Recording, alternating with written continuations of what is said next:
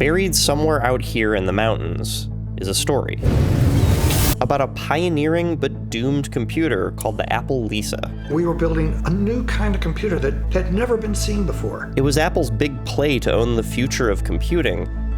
That is, until it flopped. Apple killed the Lisa and went all in on its successor, Macintosh. What I'd like to do now is show you the Macintosh in person. But the Lisa lived on. It was rescued by an outsider who gave it a second chance. There is a need for a less expensive computer. And for a while, it almost seemed like there were two possible futures for Apple. Until one day, there wasn't. We ended up getting an anonymous call at the paper. It was one of the people from the landfill who said, you need to come down and see this. They were destroying hundreds, if not thousands, of brand new computers.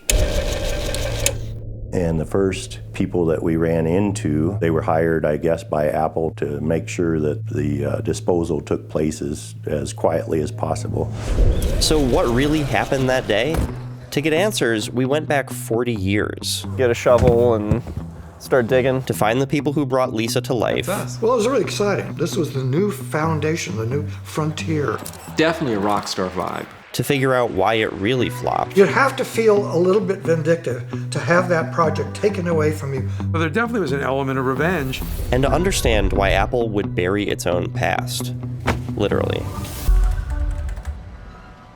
It seemed like the mob had come to town, you know.